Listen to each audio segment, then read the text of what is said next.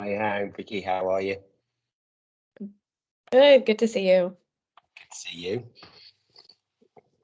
Okay, good afternoon, everybody, and welcome to the latest in Central London Careers Hub's What Next series. We've been, over the last couple of months, looking at what next in a range of careers and industries, and this is the last in the series, the future. Oh, we've got a couple more people joining, this is good news. Good afternoon, Carl, welcome. Just to let you know, we are recording the session, and we're just making a start just now. So what next? The future of the green economy in London. So I'm joined today by some of our industry partners in specialists in this area from sustainable trading. Allie and Viki have very kindly joined us to give their insight today. So I'll be speaking from a more generalist perspective and also around the Careers Hub and what we do and how you might be able to get involved in that. So just to kick things off then, just a few overarching stats that looks at the London green economy in general. So we're looking at the moment around 250,000 jobs in the London economy. It's 4.4% of total employment coming from green industries, and it's sometimes a little bit opaque and a little bit difficult to put our finger on exactly what we mean by green industries, as they span the sectors quite so much. But really this data comes from the Greater London Authority's data, and they've sort of identified 11 key areas around that span that green economy, and that's 4.4% of the total employment. £42 billion worth a year currently in sales, and the highest sort of area in that is around green finance. So we're really pleased today that we're joined by experts in that field from sustainable trading. In terms of talent pipelines, and this is really where the Careers Hub and the expertise from sort of here and our team comes in. We're really focused on the future industry and the growth in the industry. Everybody knows about this march towards net zero and the 2050 targets and the sustainable development goals and all these kind of things. But where are the people coming from? Currently, we're looking at around 20,000 people in apprentices and further education course starts. It's not enough, to be quite frank, with the growth that we're expecting in the industry and across the industries over the next 20 to 30 years. We need that to rise significantly. Education needs to come with us on that and needs to put those courses and those offers in place. But really, I think the best way of doing this is to be industry informed from the outset. And we'll talk about the ways in which we do that in a little while.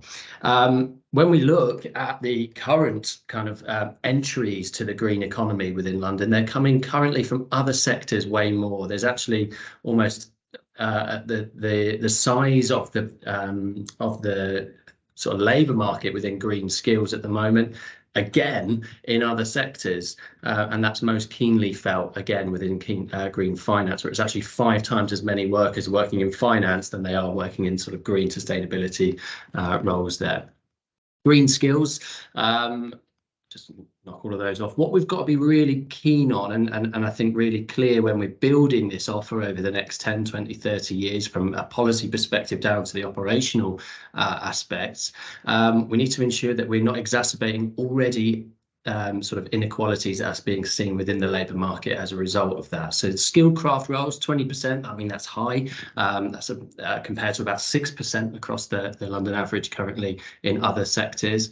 We've got 1/3 of the green workforce is currently female, and that is, you know, significant when you're talking about around 32-33% of the green workforce, when in reality and across the average across all sectors we're talking around 48 to 50%. So it's a significant drop there, and 30% of people within the green economy coming from BAME backgrounds, and again that's down from around 36-37% across the London average. So again, what we don't want to do is exacerbate existing inequalities within labour markets by just sort of throwing investment in, and we need to make sure that there are targeted programs and so on to ensure that we bring people with us.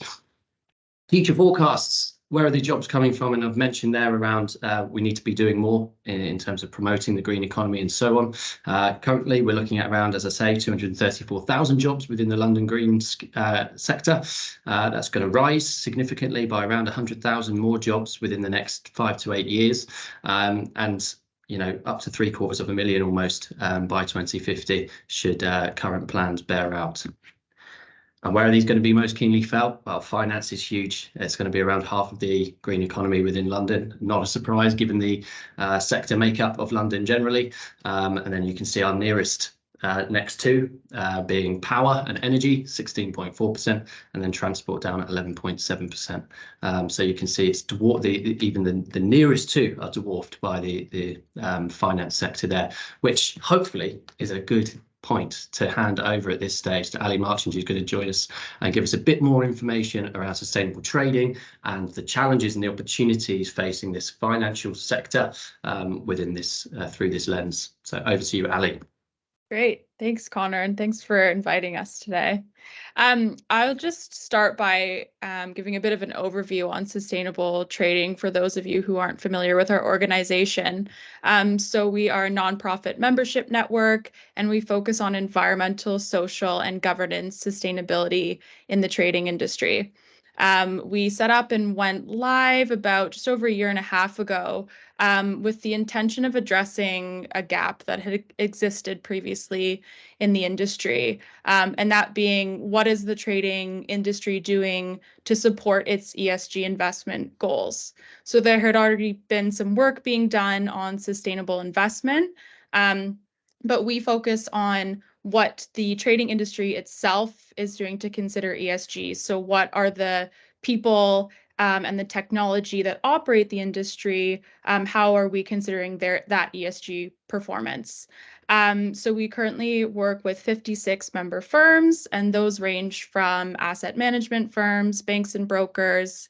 We have exchanges, we have tech providers. So quite a wide range of members, all that participate in the trading industry or provide trading related services. And we work with those members to create a set of best practices that will help them to improve their ESG performance.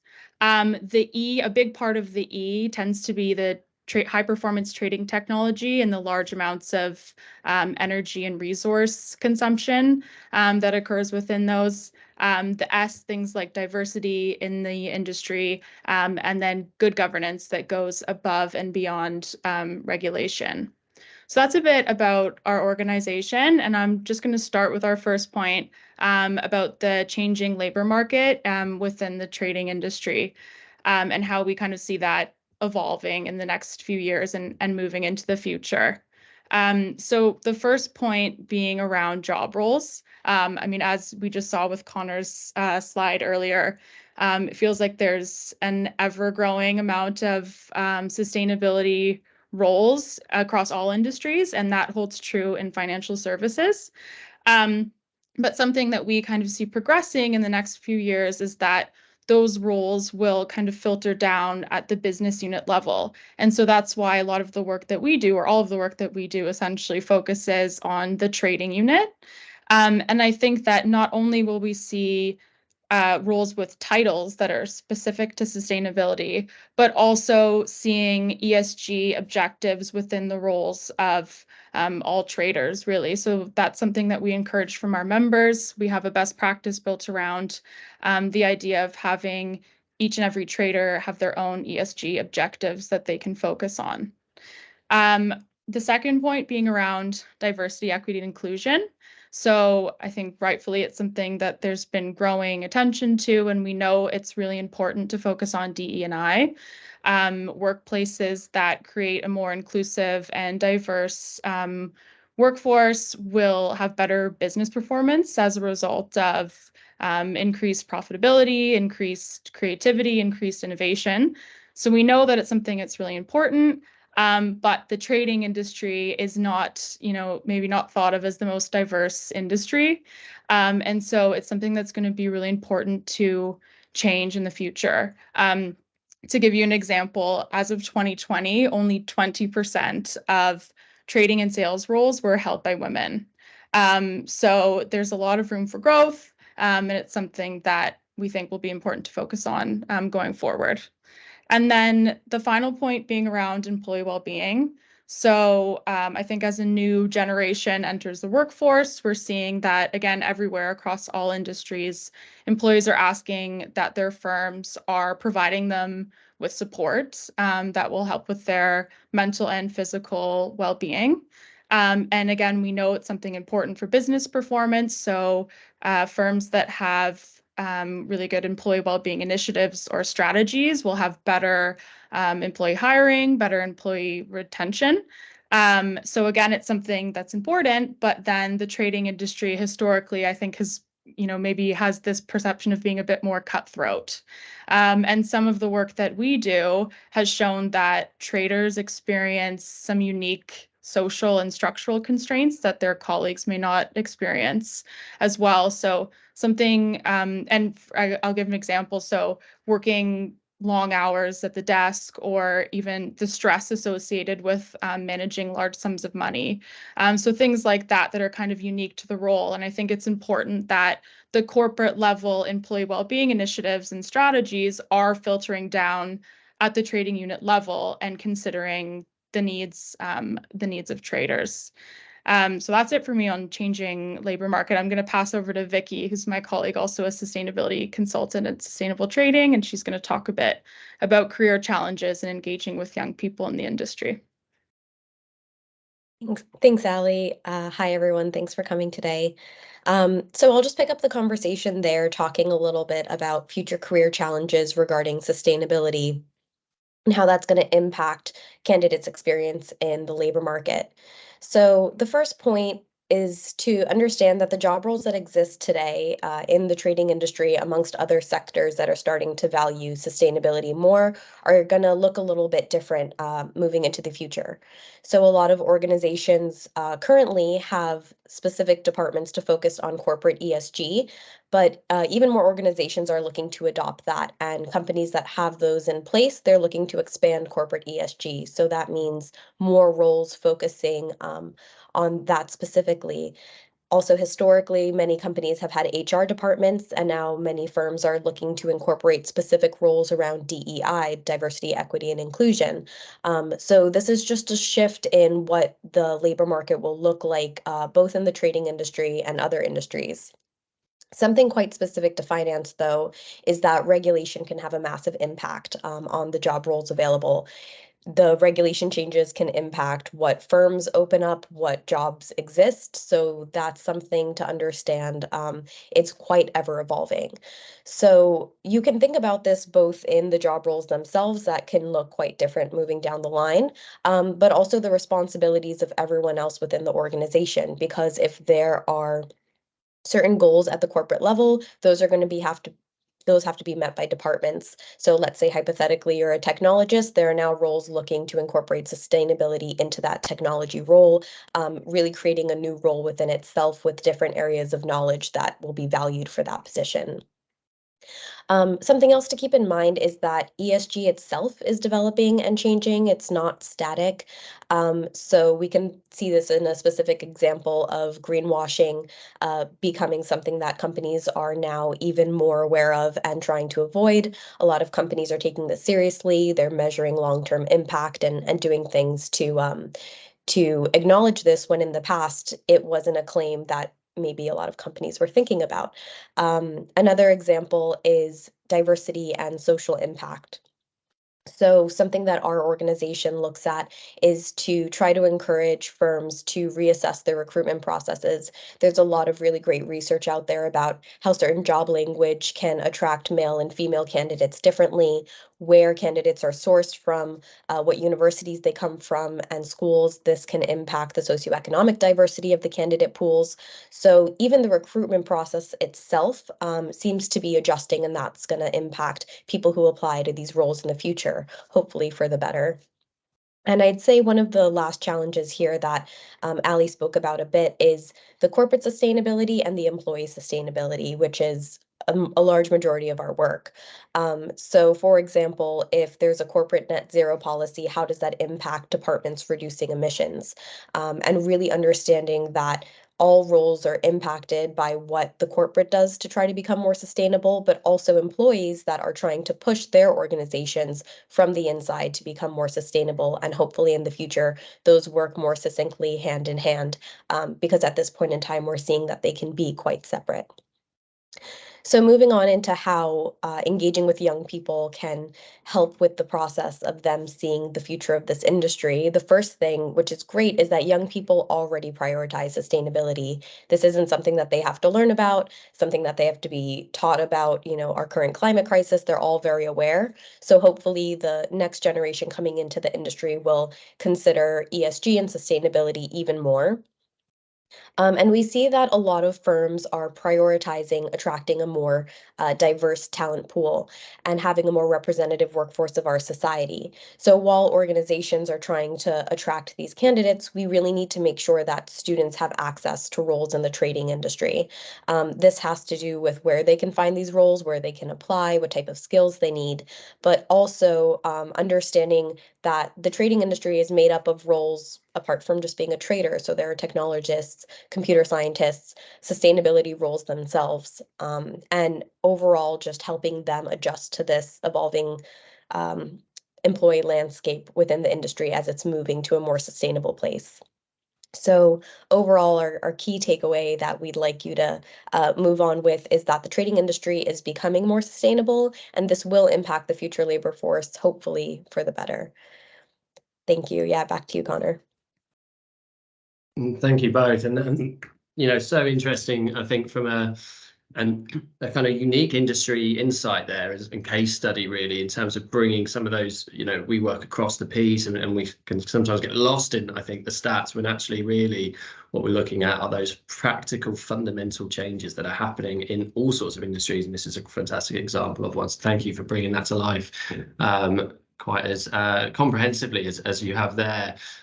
So we've got some key recommendations that have come through from sort of various places and various reports. What is needed to reach the kind of changes that we're looking to see? One is long-term policy certainty and clarity, and you just mentioned there, Viki, around regulation and the importance of that being clear, consistent, and long-term in its focus, and that's ongoing, and that needs to be made and remade as we go forwards. The second is around shaping the skills provision to equip the future workforce. I mentioned there in the previous slide there around, we want to see more people entering apprenticeships. We want to see more people entering further education courses that are aligned with the needs of the green economy in the future. So that means that we need to have an input on course design. That means we need to know about the number of places available and the number of independent training providers that are equipped to shape that skills provision. We want to promote the opportunities of the green economy, and I think that there is massive opportunity within the sector, and I think London is one of the green economy hubs across the world, really, in terms of the opportunities that can be presented to a young person looking ahead at their future career prospects. I think with the investment, and I'm just in there the examples that are happening within the financial trading industry, but it's happening in many different pathways, and we want to promote those equally. And finally, we want to monitor that growth, and we want to make sure that we are tracking in the right direction, and the changes that we're making at that fundamental level are contributing to our overall goals. So coming back down then to sort of more practical and operational levels. So at the Central London Careers Hub, we work in three main ways with our employer partners. We run our Given Hour network. We deliver bespoke careers-based activities alongside our employer partners, of which sustainable trading are one. And we delivered a fantastic event actually in the last academic year down at a school in Southwark, where we got a load of financial trader or people from the industry at all different levels of the industry, all different points in their career paths, loads of different experiences in the rooms, and we just spoke to students and we just told told them about what life was like in the industry and ways to get involved and what to think about when they were considering their career options in it. So it's as simple as that, and that's something that we work with in a range of sectors and industries. And finally, we have our enterprise advisors, and enterprise advisors are individual volunteers, professionals with backgrounds across spanning the entire range of industries that make up the London labour market, that support local schools provision and local education institutions to ensure that their careers platforms and their programs are robust and industry-led and industry-informed as much as possible. So just to talk about these in very, very brief detail, the Given Hour Network is a 300 volunteer strong network at this point. Essentially, it's the simplest way to get involved with careers education in your local area. So we cover the 11 most central London boroughs. And what I do is I collate all of the opportunities to volunteer within the schools in the areas, whether that be at careers fairs, delivering careers talks, delivering workshops, whatever they might be. And if you've got an hour spare at any point, then you can register to go and help at a local school event and give your insight and your experience and your knowledge. And it goes a long, long way, that 1 hour. So if you'd like to be part of that, I'll come on to the next steps at the end, and you can get yourself signed up to that mailing list. It's a fortnightly communication that comes out from the Careers Hub. The next one is the Bespoke Careers activity. So this is what I spend most of my time doing. I work with employers and organisations to craft and co-design experiences and opportunities for young people at all sorts of different ages. We work from year 7 all the way up to year 13. We work across the educational spectrum. So as long as it's a state-funded education institution, we'll work with them, whether they be mainstream schools, maybe colleges, maybe sixth forms, maybe special educational needs schools, maybe pupil referral units, whatever they may be. Then we work with organisations to develop offers that deliver against the organisation's aims, but also deliver impact to local students. And what that's doing is investing in future talent, and it's doing all of those great things that Viki was mentioning there at the end of her slide. And finally, our enterprise advisors. Enterprise advisors are, as I say, individual volunteers. They donate some of their time, an hour or 2 a month, to supporting a local school, college, or even just their local area. We have around 15 to 20 enterprise advisors in each individual local authority that we work within, and it's a multi-sector approach to careers education. What this does by being an enterprise advisor is it places you at the cutting edge of careers education in your particular area. So what you'll do is you'll be able to work with local schools leaders on short-term projects, long-term relationships, whatever they might be, wherever your expertise is most likely to make the biggest impact. We have a team of 11 full-time coordinators. That's job it is to link up the right people with the right school leaders.